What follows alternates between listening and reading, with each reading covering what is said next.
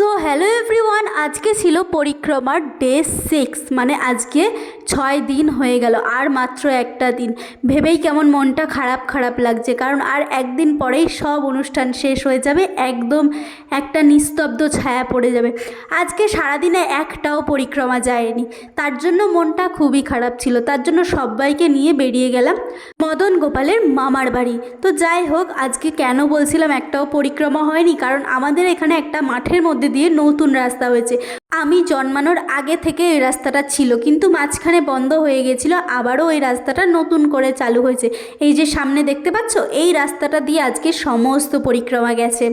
আর আজকে এসেছে আমেরিকান পরিক্রমা, মানে আমেরিকান থেকে যারা এসছে তারা আজকে এসছে। তো চলো ওখানে গিয়ে যাওয়া যাক। আর এখানে এসেও দেখছি পুরো নিস্তব্ধ, পুরো ফাঁকা জায়গা, কেউ নেই।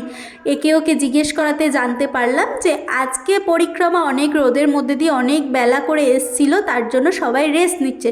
তো তারপরে আমরা প্রসাদ খেয়ে বাড়ি চলে গেলাম। সাবস্ক্রাইব